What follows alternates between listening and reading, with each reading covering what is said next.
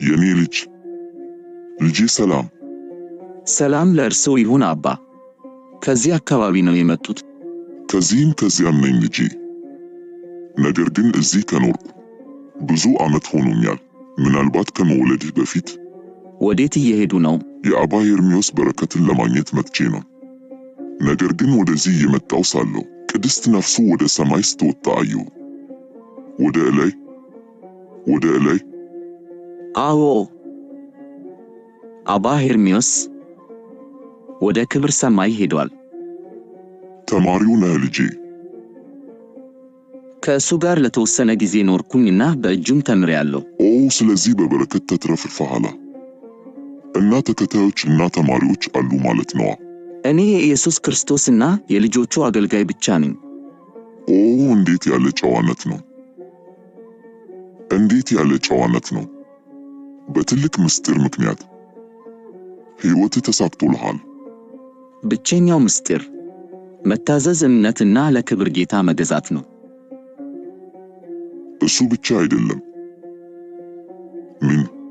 ምን ታደርጋለህ? የመንፈስ አባትህ ከአንተ ተለይቶ ሄዷል። ፈተና ባጋጠመ ጊዜ ማንን ታማክራለህ? እንደ ደረቀ ቅጠል ትሆናለህ እኮ። ከዛም ትንሽ ንፋስ ሲነፍስ እንደሚወድቅ። እንዲህ እንድትል ያደረገህ ምንድን ነው? እንዲህ እንድል ያደረገኝ ምክንያት ስለምረዳህ ነው ልጄ። በልቤ እረዳሃለሁ። ብዙ ተማሪዎችን አይቻለሁ። መንፈሳዊ አባቶቻቸው ሲሞቱ ምን ማድረግ እንዳለባቸው የማያውቁ። ምን ማድረግ አስበሃል? ከዚህ በኋላ ንገረኝ፣ እረዳሃለሁ። እንዴት መኖር አስበሃል? ለእኔ ሕይወት ክርስቶስ ነው። የሕይወቴም ዓመታት ልክ እንደ ጥላ ናቸው። ለተወሰነ ጊዜያት ታይተው ይጠፋሉ። አምልጦኛል፣ ወይኔ አምልጦኛል። ምንድን ነው ያመለጠውት አባ? የተወደደ ልጄ፣ አልነገርከኝም እስካሁን። ምን ለማድረግ አስበሃል? እዚህ ልትኖር ነው ወይስ ወደ ዓለም ትመለሳለህ? ወደ ዓለም ከተመለስክስ መንገዱን ታውቀዋለህ። ቀኝህን ከግራ መለየት አትችልም፣ ረስተሃል። ምን ማድረግ እንዳለብህ አታውቅም። በቃ አብቅተሃል። በቃ መንገዱ ጠፍቶብሃል ልጄ። አይ፣ በኢየሱስ ክርስቶስ መዳፍ መካከል ሆኜ መቼም ቢሆን ልጠፋ አልችልም።